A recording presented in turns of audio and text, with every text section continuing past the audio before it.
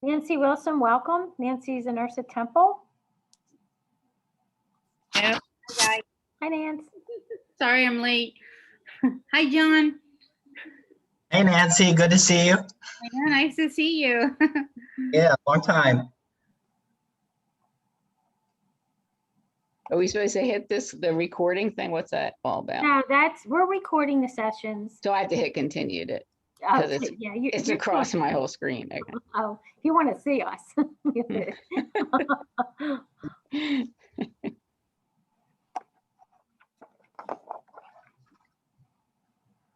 And I see Rich Myers, staff rep Rich is joining us. Welcome, Rich. Hey, guys. Hey, Rich. And I see somebody else joining us. There's a staff union power joining us. And then there's Jamila. Hi, Jamila Norton from Temple. Telly, welcome.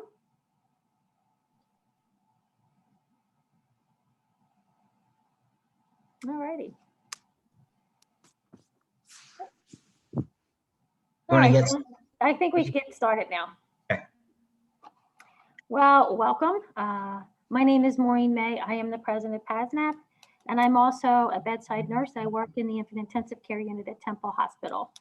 I've been a nurse for 37 years and happy to have Just Culture in our contract. And I guess we could talk about the basic concept of Just Culture. And I'll tell you where we came from. And John's going to tell us what's the difference between Just Culture and Just Cause. I will say that in 2010, we were on strike. And prior to strike, we were faced with a lot of, I'm going to ask for everybody to mute themselves if they could. That prior to 2010, Temple was out of control. And that's what forced us to go on strike. And they were out of control with their disciplines. Many of our disciplines were related to not behavioral disciplines, but they were related to practice. And the nurses could easily tell you where they were at that given time and what part of the system failed. And we ended up in many arbitrations, more grievances than you can imagine. So, and they always talk to us about Just Culture. We have Just Culture here at Temple. And I said, no, you don't, because we're getting disciplined too much for something where we can share with you and point out where the system failure is.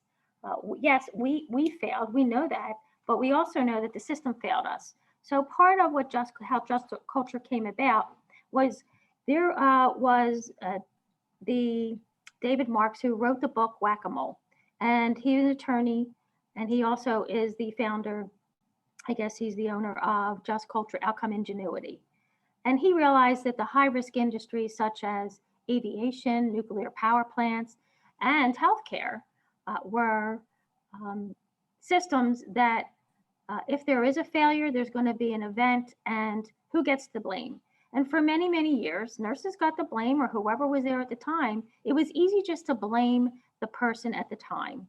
So as I started to investigate Just Culture, I took a course online, and the whole idea behind Just Culture is to improve the system and have good outcomes in your system. Isn't that what every system wants? You want great outcomes in your system. So he started out in the aviation industry and progressed into healthcare. So he realized that the aviation system was failing, also healthcare system fails us, and there's many reasons why, and we all know that. So I decided that I was going to take this course. I took the course. I would go to meeting after meeting in 2000 up until we went on strike. And then they continued to hammer us post-strike because they were angry with us that we went on strike. And I continue to push the outcome ingenuity. It used to be the Just Culture community. Then it changed to outcome ingenuity because I think they wanted to change a little of how it was perceived, and it was all about outcomes. So it's outcome ingenuity. And by the time we got to the contract in 2013, I said, that's the only thing that I personally want in the contract, but it'll help everybody. So I'll have to tell you that that was one of the last pieces of contract language that we agreed to, because they didn't want to agree to Just Culture. They didn't even know what Just Culture was. But they also were fearful of another strike, and they wanted to improve the relationship. We're going to start this magnet journey, so they knew that if they embrace this just culture, it would help with their magnet journey. And what happened was we did get it in the contract. It was the last thing to be negotiated. And then we started our just culture journey. So we were able to reduce the number of grievances or arbitrations, I should say. And we were able to have a conversation about where the system failed. And it worked. We reduced the number of arbitrations. In fact, we didn't have hardly any arbitrations at the time. And we were able to get coaching, and we were able to change. We were getting action plans, and we were making it better at the bedside, meanwhile addressing why the error happened. So we need to talk about, why does an error happen, and what's the difference between just culture and just cause. John, I'll let you know that, but I'll tell you, the HR people came to me and they said, "You're so dug in on this just culture. I think we're trying to think of it as just cause." And they're similar. I said, yes, think of it that way. And that way you're going to save money and aggravation. You're going to improve your system. So that's where it all started for us at Temple. And there is some differences. And so I'll let John talk to you about that. But just culture looks at the event. We walk through an algorithm. We look at behaviors and we look at the system. And then we make a determination what should have happened, and what they could do to improve the system. And really, it's a learning system. The most outcomes are great, but the most important thing is that we've learned from our mistake is what this is about. So we avoided many arbitrations, and we were able to work through, I should say, grievances without punitive repercussions from the organization. So John, I'll have you take it from here for Just Cause. Thanks, Maureen. And I'll just give a quick introduction. I think I know almost everybody on this meeting, which is great. It feels a little bit like a reunion, which is nice. But I'm John Campbell, for those who don't know me, and I am an attorney, and I was a staff rep with PASNAP for about 6 years, and attorney for a little while with PASNAP after that. So I got to work with Maureen and a bunch of other folks on this meeting in enforcing contracts, including in enforcing just cause and just culture at Temple. And I'm excited to hear that just culture has spread, and it's at Laura Bucks now, and it's gone to some other places too. And that's I think that's really great. So I'll just give a snapshot of the key difference. So I think the best way to think about this is a 2-layer process. So everybody has got just cause in their contract, and that's, arguably the most important provision in the contract, because without that protection, you're vulnerable. And just culture adds another layer of protection. And I guess you could call it a second layer, but maybe it's more accurate to call it a first layer, because the first question that management needs to ask before issuing discipline is whether they've satisfied the requirements of just culture. And so that's the very first step. And it's a step that you don't have yet if you don't have it in your contract. What you have there is you have just cause. And under just cause, there are a lot of very important principles. You're not supposed to treat people wildly different. If you give somebody a write-up for one thing, you can't fire somebody for that same thing. Says you have to have a policy out there on most things. Now, there's some things that are so obvious, and I'm sure everyone on this, I keep wanting to call it a call, but everyone on the Zoom can think of some of those things. You don't need a rule that you can't punch someone in the face. But generally, you need some sort of policy or some communication from management to satisfy just cause. There's the issue of proportionality, which is, if somebody makes a little mistake under just cause, even though they may have done something, wrong, they can't be fired for a small mistake. So just cause, as most people on this call know, has a lot of these different analyses that go into it, and we're able to use those basic principles of fairness to hold management accountable when inevitably they do the sloppy / lazy / just plain wrong thing and go after somebody for something that they shouldn't. So under just culture, before you even get to that second set things, before you start thinking about, well, has management been, roughly equal in how they've treated people, or, basic sort of questions about proportionality, like, is this way above the level of discipline for the issue? Like, if you're late once, shouldn't be fired for that. Before you even get to that set of questions under just cause, and I think somebody's unmuted. So if everyone on the call can just mute themselves, it'll make it easier for folks to hear. So before you get to that second set of questions under just cause, you first ask yourself. I think somebody is still unmuted. I think that may be you, Karen. I'm not sure, but your name's popping up on the screen. If you can mute. Okay. So before you even get to that second set of questions, you first ask yourself, have we satisfied just culture?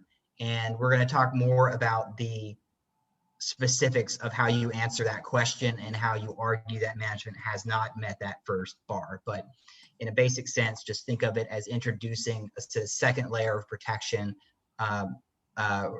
into the process. So management now has to meet two big criteria before they can discipline somebody. Yep. So Maureen, I'll turn it back over to you to talk in more detail about what that analysis starts to look like, and specifically some of the concepts around behaviors. So with just culture, there's 3 behaviors that we look at in just culture. And I just want to point out that we're going to just give you a highlight of what just culture is. We had at Temple 2-day courses with management and us in the room. So it's a 2-day course. It requires some work on our part to understand it, but we're giving you the basics. And in the just culture process, we look at 3 behaviors. And the first behavior is human behavior. And that pretty much is you inadvertently or unknowingly made a mistake. There was a lapse or a slips, and you were doing your best and you just made a mistake and you thought that you were doing the right thing. In fact, I'll give you an example of what a human error looks like when we get to, I had an event myself many, many years after just culture. So I'll give you an example of what that human error looks like. Then there's the the at-risk behavior, and we call this sometimes a slip, a lapse. Also, it's a behavioral choice. We make choices at work, what we need to do within the system that we have. So you make an example would be a behavioral choice that may increase the risk of an event happening. And you mistakenly believe that, the benefit of doing a workaround or doing the action that you did that created that risk was really justified because, you know what, I had 6 patients today and they all had 25 meds. And guess what? I had their sticker so I can barcode, do the barcode scanning. And, we see that a lot, and management has used that with us as well. You're scanning a sticker that's not on, you're not scanning the bracelet. So that's just a simple, that's a drift. But, again, the system is forcing us to do that. Or we would be late or with meds, and then that would be another risk. So that's pretty much what an at-risk behavior would be. And the next, and when we had our training, it was about, if you're going 35 in a 30, mile per hour speed limit zone, are you reckless? Are you doing human error? Well, you know what your speed is, right? You see it.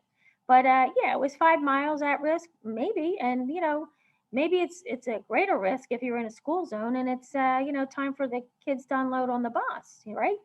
So then we get to reckless. And reckless is, and I've always said this, I pulled up some morphine and it looks to be about 4 milligrams. Yeah, that's about right. And you don't care. You pretty much decide that, hey, this looks like it's the right dose, and you're really not taking a good look at it, and you don't share it with anybody if you're wasting, which you should.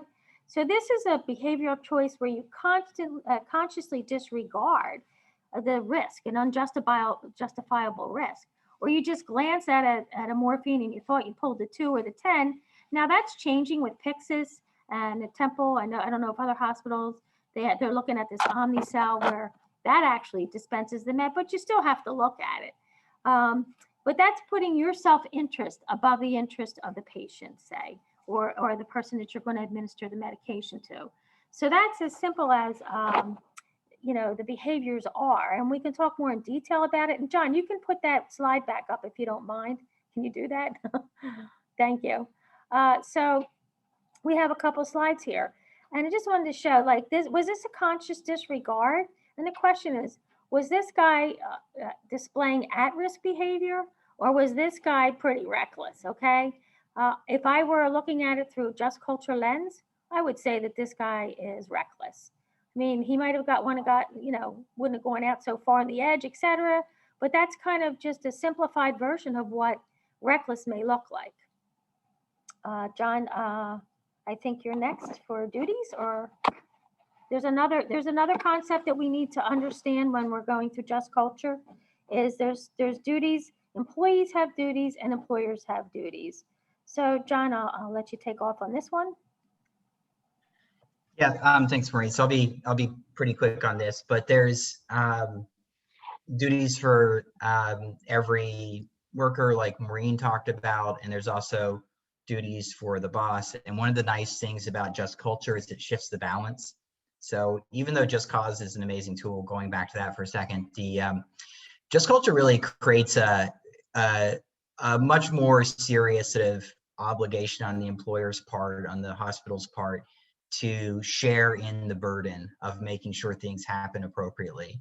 And that's a really kind of profound change in how you look at things. When we're thinking about Just Cause and we're thinking about, mitigating factors or the level of discipline, those are all also really important principles, but they don't get into the issue of the, core obligation that the hospital has to also make sure things work out well. And what Just Culture does is it says, this is a shared obligation.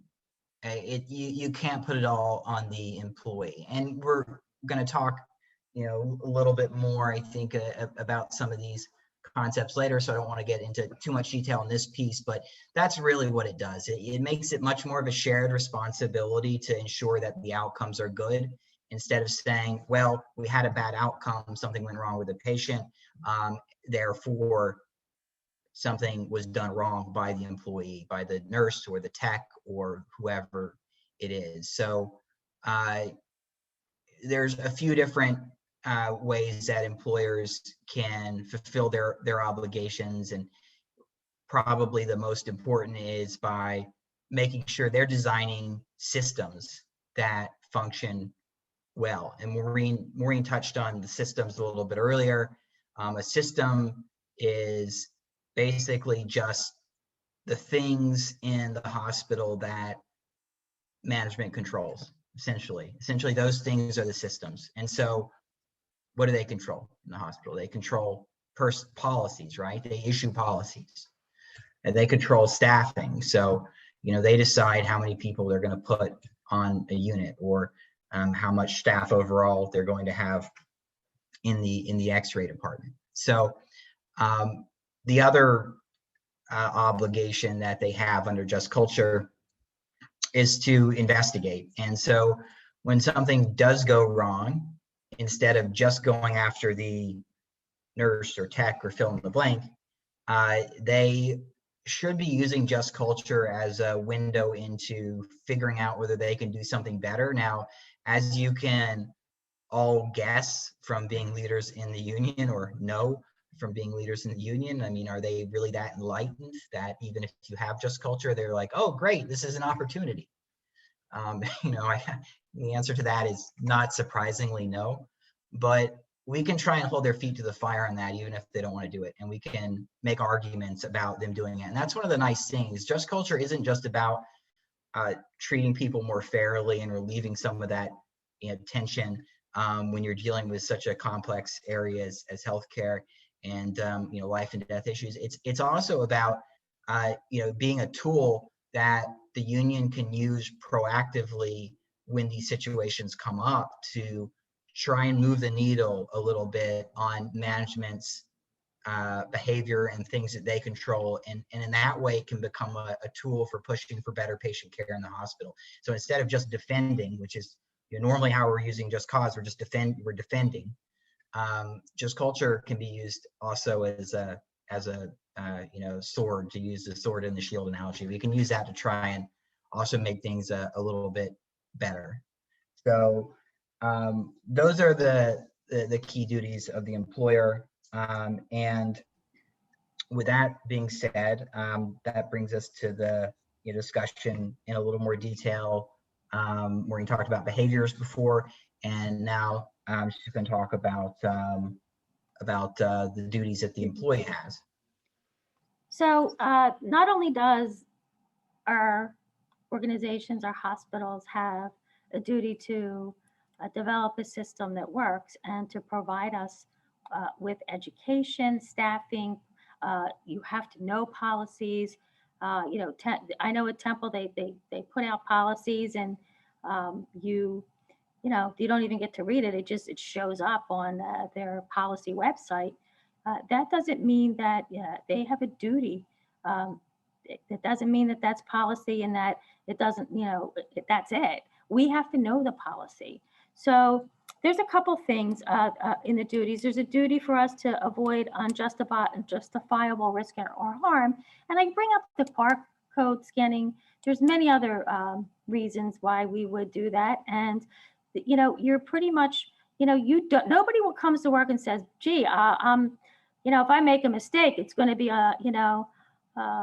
justifiable because I did a workaround and I can't wait to make a mistake. I don't think anybody on this call here wants to make a mistake. We don't come to work and say, I hope I make a mistake. In fact, we're more vigilant. We are in that system. So, we do have a duty to work in the system that we have. And, we can't put our patients in risk or harm, but the system can. We also have a duty, say, to produce an outcome. So the simplified version of that is, well, I have to be on work on time. So that's one of our duties. There's certain duties that we have. So we have to produce an outcome, coming to work and clocking in on time. That's a duty, that's an expectation. But again, if somebody was in a car accident and you were being a good Samaritan, you pulled over and helped them, you should be able to talk to your manager and say, this is what happened. And I don't know, points, credits, whatever you get, or demerits. You shouldn't, for us, get a point for that. There should be a conversation around that. But we do have to produce an outcome, and you can't just come in late every day and think that, it's okay. And then also a duty to follow a procedural rule. So I'm going to tell you, that is the one duty, which are those three duties in just culture that we are faced with the most and are challenged with the most as a union. So we're going to walk through the duty to follow a procedural rule, and we're going to bring up the algorithm so we can talk about that. Again, this is where we have most of our challenges when we have an event or a situation where somebody is potentially going to get disciplined, but they make the decision to walk through an algorithm. So there's an algorithm that's attached to this just culture, and we walk through this. We look at the event. Obviously, we interview our colleague as to what happened, and we walk through this. So this is all part of the investigatory phase. For us, we need to meet with our colleague first that had the event or that they're bringing them into the office for. And we can even walk through this ourselves, even before going into the office. We don't necessarily do that. There's no real, you don't have to do it right away if you don't have your algorithm with you, but you could walk through it or listen to the investigatory phase. A lot of time you go into the investigatory phase with the manager, and we all talked about investigations on, I think, other calls today. And so it's it goes hand in hand, but we'll do the duty to follow a procedural rule. And this is a system that's really pretty much the employer has control of. So John, you want to take it from here, or what do we want to do here? This is just one of the algorithms. Do you want to talk a little bit more about a couple of examples of just maybe not even running it through technically the algorithm, but just talking about kind of some of the experiences that you've had, or some of the just with sort of how the duty is applied. Well, we could do, did you want to talk about human error and how that would have worked in this algorithm?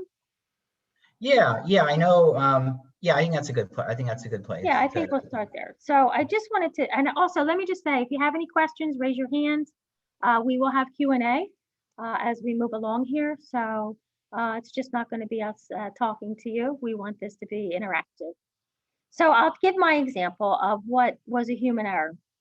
So I came into work at 10 minutes to 7, clocked in. There was a neonate that was just resuscitated, was on dopamine and intubated. And I had that patient and another patient. Not much was done other than an IV, the monitor put on, and lines put in the baby, central lines, umbilicus. So at this point, I come in and I have another baby, but this one's very critical. And I also had to get fluids from the pharmacy.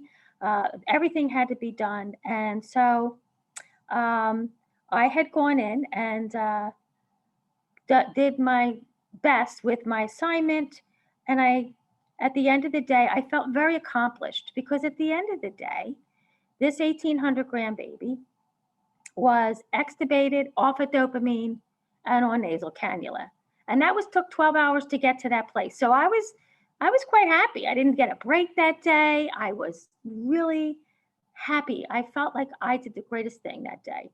So I leave work and I come back in 2 days later, and one of the nurses comes up and says to me, "You gave epi the other day." I said, "Oh, no, I wasn't at the resuscitation. I didn't give epinephrine." No, you gave epi. I said, "No, I didn't. Whoever was at the resuscitation." So the nurse then pulls up the consent form for a hepatitis B and shows me, said, "You gave hep B."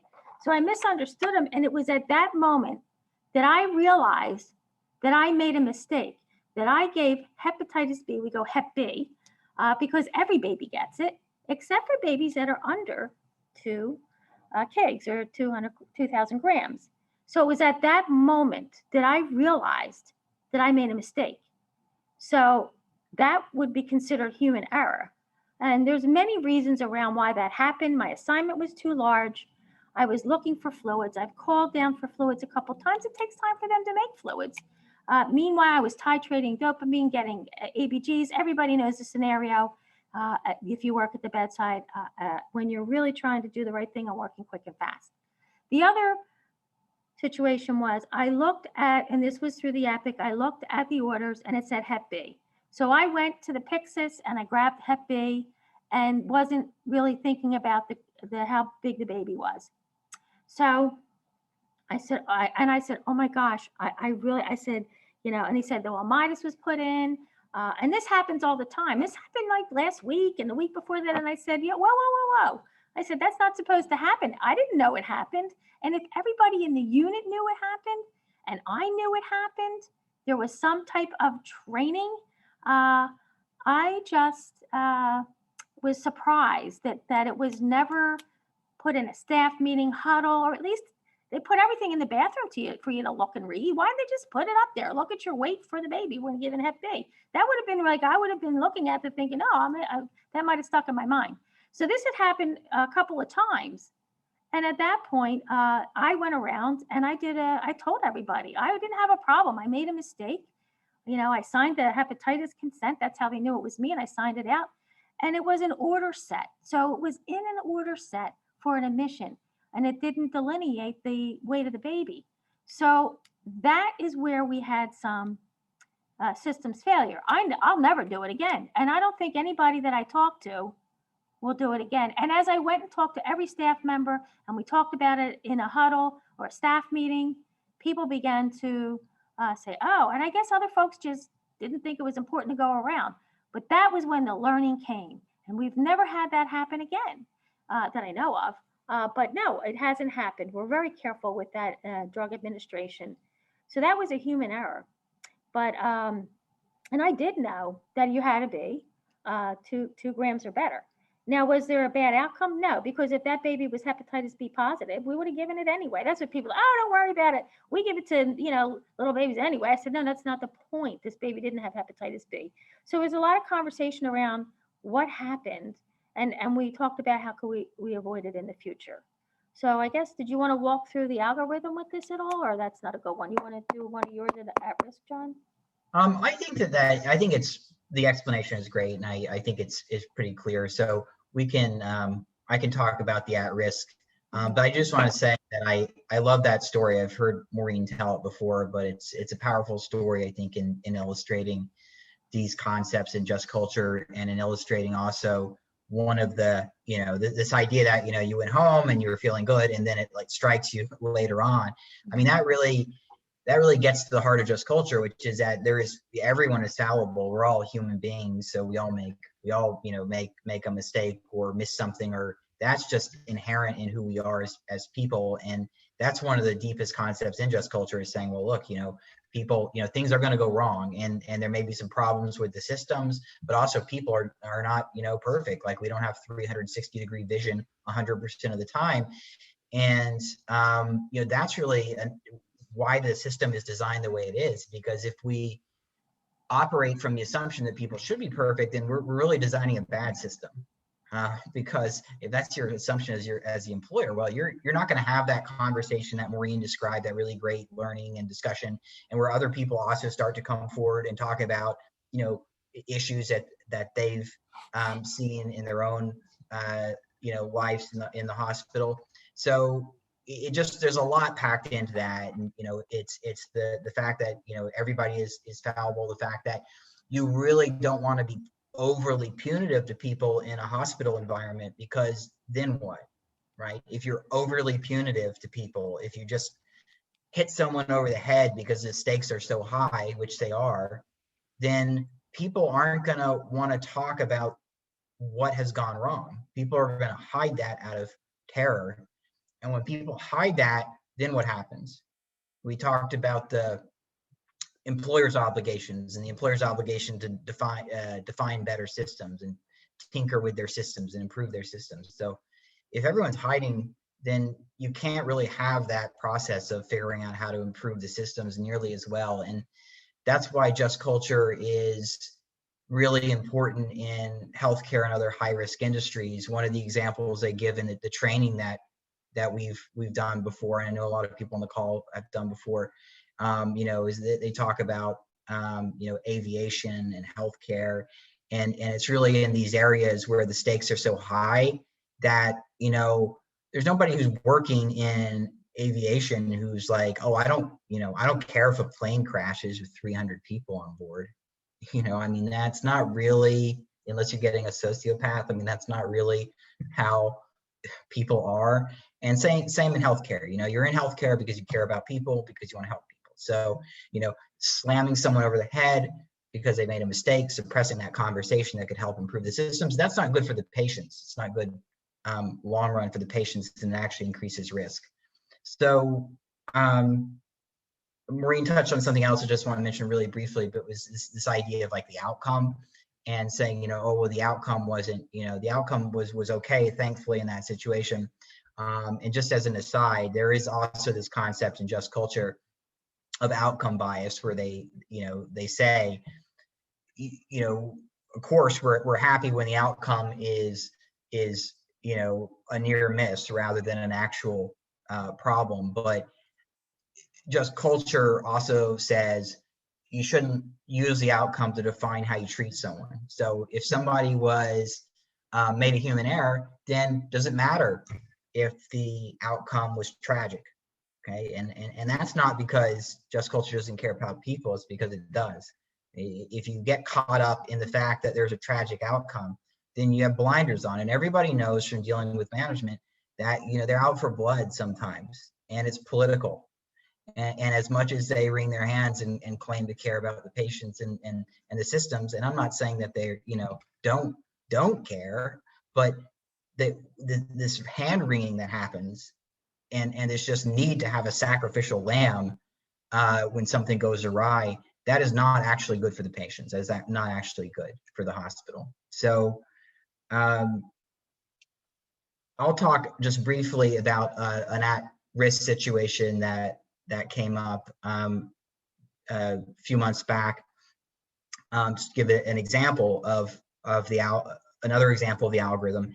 And I think this example is good because another revolutionary component of just culture is that if you look in the middle of the algorithm that we have up on the screen, you'll see this question which said, did the employee knowingly violate the rule? In a marine situation, the answer to that was no. So we went down to human error, and it says console the employee. We'll maybe touch on that a little later, but does management ever really console someone? But it at least blocks the discipline.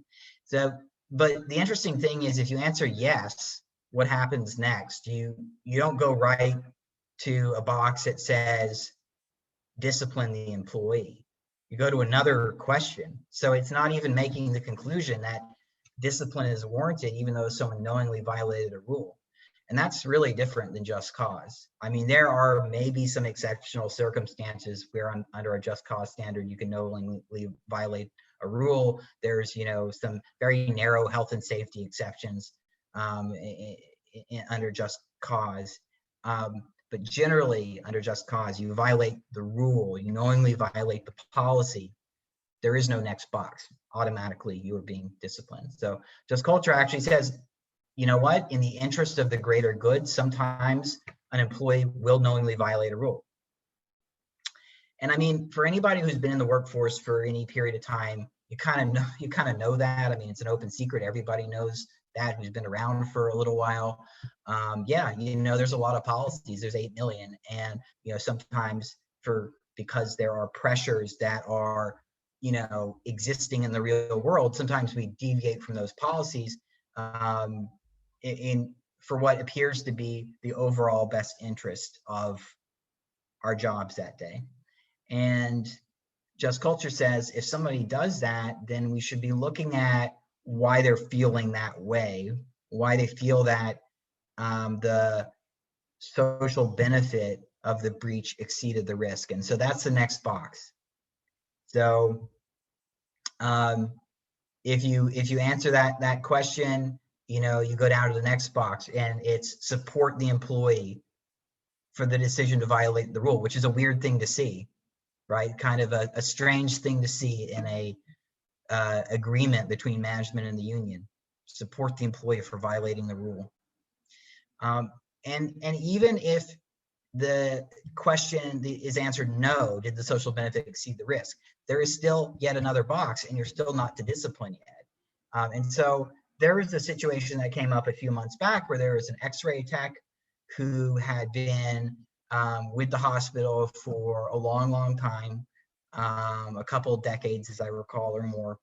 So this person had done, thousands upon thousands of X-rays during that time, of course.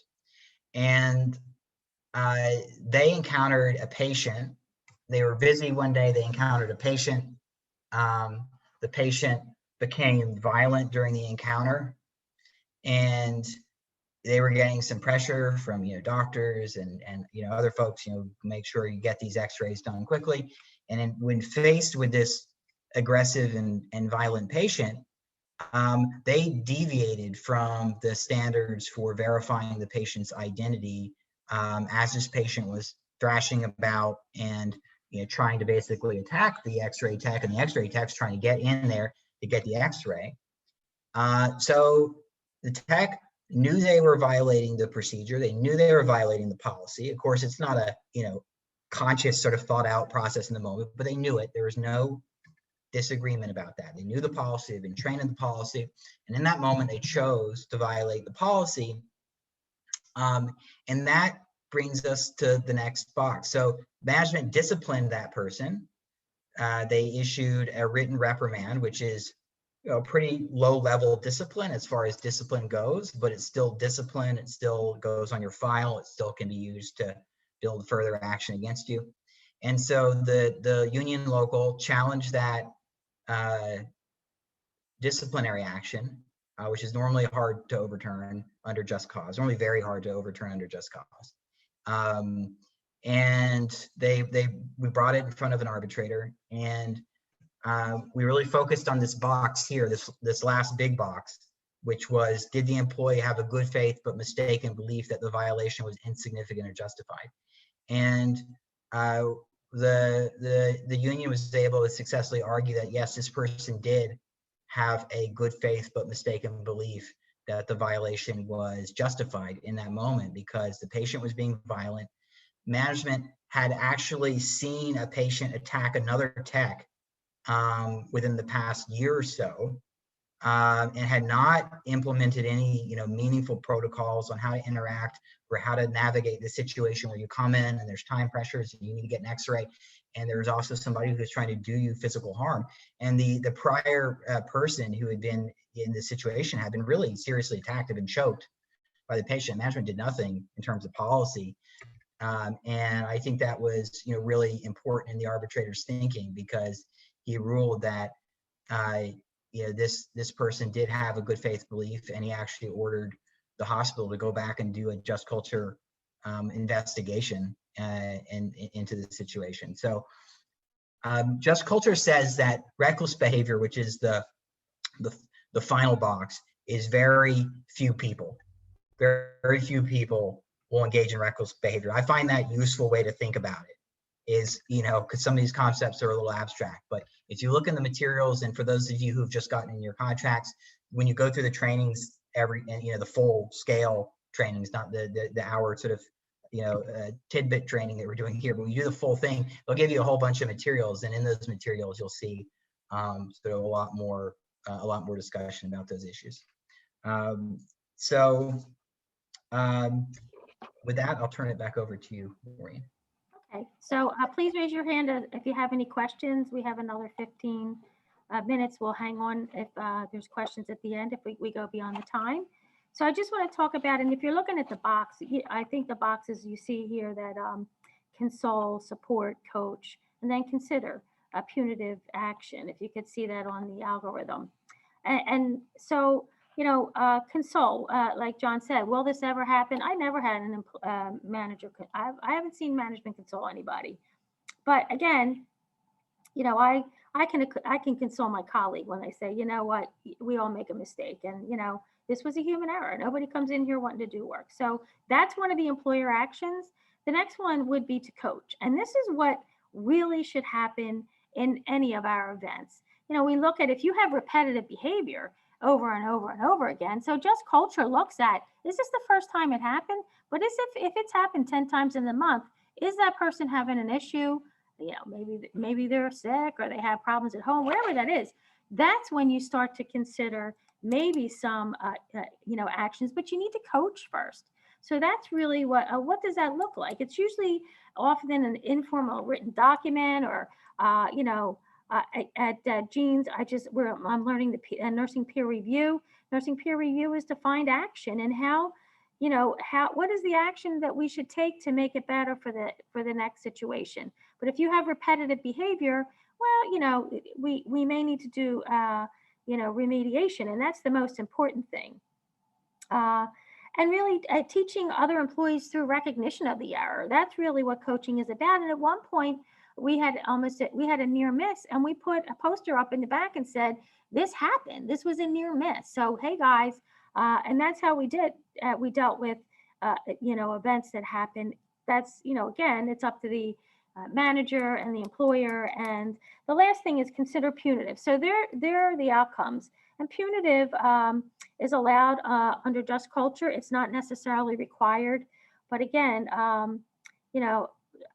always think that our employers are punitive anyway. So we really work with this document a lot. But, also it's important that we investigate and understand the system designs. And once we get through these, understand these, responses, which really coach, we know console never happens. Coach and consider punitive actions are what we look at. I do want to say that, John, I don't know if you wanted to add anything. I wanted to briefly talk about enforcement. Once you get this, and once you have the concept down, you understand just culture. Did you want to speak to anything more of employer actions in response to system designs or in response to event, or you want to move on? How do you want to work this here? Why don't we move on? Okay. I was hoping to say that. So we have some limited time. So I just want to talk about enforcement too. You know, when you are the rep, I think it's important if you're the rep to understand, you know, there are, you know, it's representing managers when members when you're with the manager. It starts at the investigatory phase. And as I said earlier, you can walk through the algorithm formally or informally. And one of the main things you have to do is, you know, what happened? You know, what normally happens is everybody else in the unit's doing it. Hey, you know, that's what's happening. You know, why did it happen? And what does the rule or procedure require? You know, did you know the policy? There's a lot of questions around that. But the most important question, I think, is, was the organization managing the risk, or that were they managing the system that helped create this event in the first place? So again, formal and informal. I like to do informal. I really don't like to tip my hand to the at this point, especially at Temple. They seem to be going more to the direction of more punitive, and it's becoming more difficult. And you can have a great you can have just culture in your contract, and you can have just culture where, you know, all it's going along fine and things are working, and you have agreements with, you know, the outcome, but then it can shift the other way. And I believe that's what's happening in a Temple, is that they've decided that they don't, you know, they'd rather go to just cause, and they'll walk you through this algorithm and say, yep, yeah, that's what we think. And we'll say, well, no, that's not what we think. And then like, okay. And then they go right to the discipline. So that's what's happening now. The other piece of that, and because in the beginning, they embraced this just culture model, because we worked in a very punitive environment, and we just, you know, 3 years earlier got off a 28-day strike. I think that they wanted to change the relationship. So I think they want to change the relationship now. We've had it in our contract for that many years. But the most important thing is that you understand and think about the algorithm. And also, don't tip your hand to management, and never walk in there and say, I think they were at risk. We never do that. Never, because we don't know the whole story yet. So I never really like to do it. I'll do it informally with the nurse or the person I'm representing, but I'll never do it with management in an investigatory meeting. And actually, in our contract, they have to give us extra 30 minutes to walk through the algorithm. So it's really important. You know, we never, you know, acknowledge that somebody may have been at risk. And that's happened before, because, you know, sometimes we think they were, you know, but in the end, we have a duty to fair representation. And as a representative, we have to only see the side of the nurse. So not just, of course, you know, we've had many disciplines where there's been diversion and really serious things where we know. But I'm going to tell you, I did do a grievance one time. I didn't go through just culture, but the system was broken with the Pyxis. I'm going back many years, where a nurse came in from home. She was on leave. She came in, put her finger on the Pyxis, took a couple fentanyls, and out the door she went. And then, you know, she said, oh, I don't know how that happened. And she pulled it out on another patient. What happened is that nurse did get fired. We did do a grievance. But what really happened was they changed the system, even though that happened to that nurse, and she was reckless. She was diverting, and it was clear. But we still represented that nurse, because that system, that would have never happened. But she may have found another way to do it, but happened at that time. The most important thing is never admit that there was wrongdoing by the person you're representing. And the other piece of this is it really needed to, you know, we really need to be cognizant of that, because we know that the most important thing is that we make sure that we enforce just culture, because it doesn't mean they're always going to go along with you. And I hope that, I know that at Temple, I speak about Temple because I work there, that they're going to redo a training again. And we've had 2 trainings since 2010 with management, but we even had another opportunity, which was we had the arbitrators come and do just culture for them to understand what that meant. So, you know, you can go to a hearing, a discipline arbitration hearing, and we say it's not, it's just culture says no. And if they don't understand what just culture is, you may have a negative outcome for that. So we do have it in our contract. I guess, did you want to put in a slide about the contract, or? Yeah, I just want to also say, so the unions in PASNAP, and I'm really excited. because we were able to get it in 13, but these are the unions that we have at this point. We have it at Temple, Tuna Tap, Jeans, the new Natu, CMC Geisinger, Scranton, Suburban, and Lower Bucks. And do we have it at Einstein? Did I hear you say that, Joe? It's being implemented in June. Great. So they have it at Einstein as well. So obviously we would, encourage people to get deeper training in this hour. But I would also, if I didn't miss anything, John, do we want to open it up for any questions? Yeah, why don't we do that? Okay, so yeah, we have about 10 minutes left. So does anybody have any questions or want to add to the conversation? Anybody that's had experience with Just Culture at this point? And if not, that's okay too. Sometimes we have a lot of questions. And there's a lot of questions that come up when you're going through the full day training because it is concepts that you have to understand. So I do have a question, Hanuna, hi there. I hope you're having a happy retirement. So what do you do when management doesn't understand Just Culture and uses the algorithm erroneously?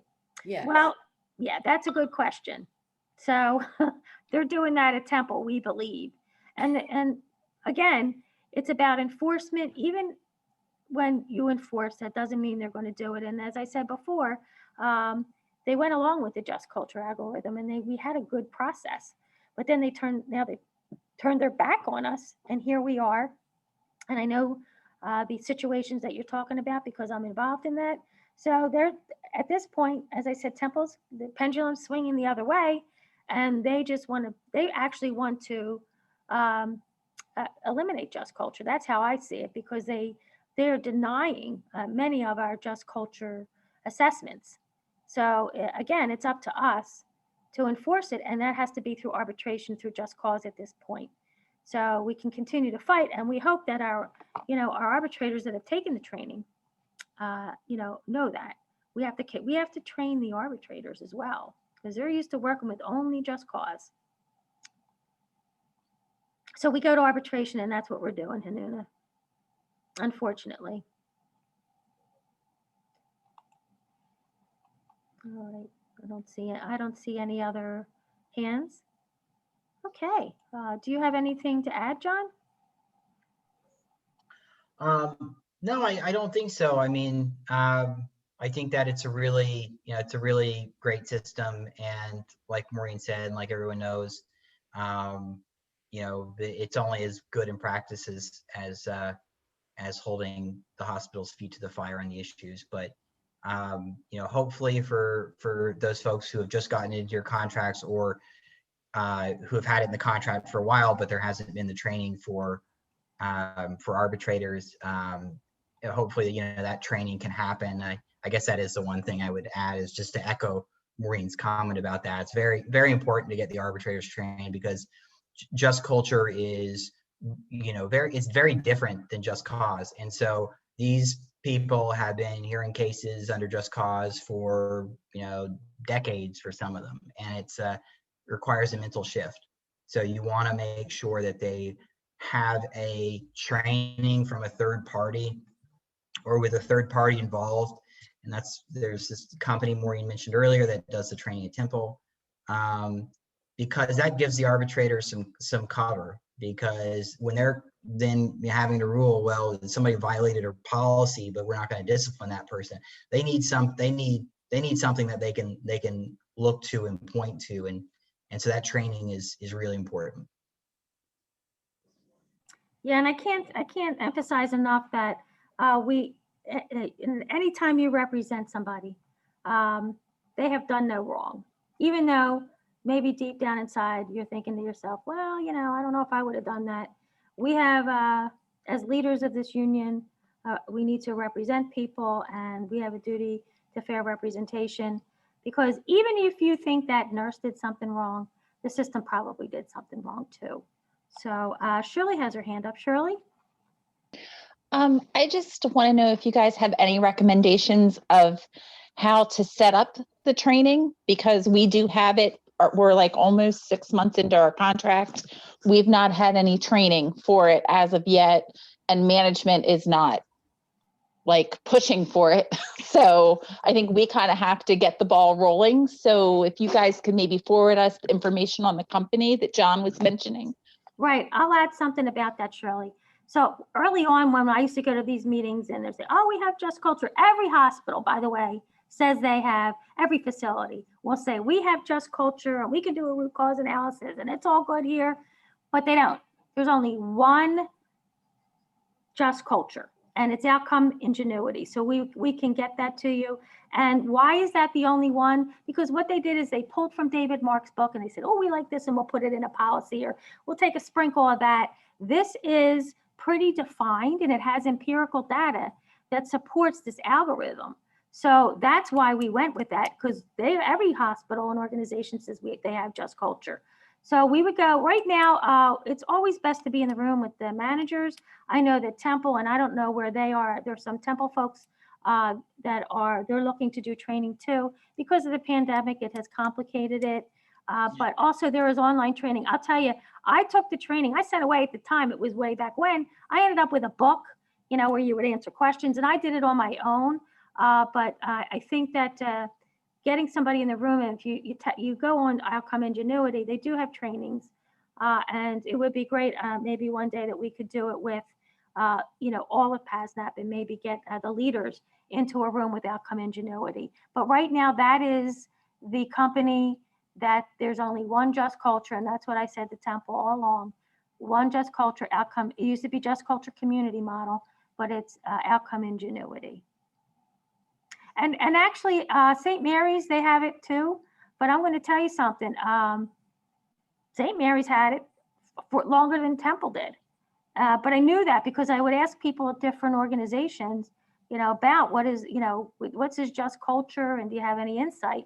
And they said, hey, yeah, we have it, but they don't. They don't really have it. When you have a union, the union can make sure that they're following that algorithm and they're walking through that algorithm, and then can do Just Cause if they have to. I'm telling you, the first Just Cause, Just Culture situation we had that had to go before an arbitrator, I'm like, oh no, because I don't want them to overturn Just Culture. So that's why this is a complicated, it's not, for us, it's not that complicated, but it's concepts that you have to understand. And we just hinted, we gave you a sprinkle of what it's really about. But go online, we can probably do trainings in the future. And I know Temple's been in touch with Outcome Ingenuity, where they're going to try to get their locals there trained up too.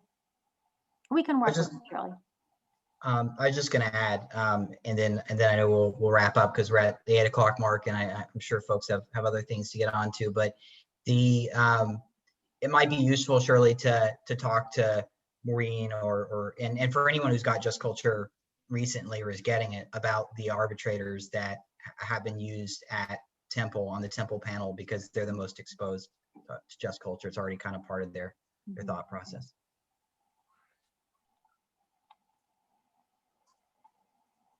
Any other questions? Okay, it's exactly 8 o'clock. Who's working more? Well, thank you very much. I hope this was helpful. It was. Thank you very much. Good. And again, Shirley, we'll be happy to work with you in your local. Great. Thank you. All right. Thanks, Thanks. everyone. Okay, Right, have a thanks, good night. John. Take See you care. tomorrow. Bye. Good night, everybody. Thank Good you. night. Okay. Hi, guys. I'm done. How to get out of here. Good night, everyone.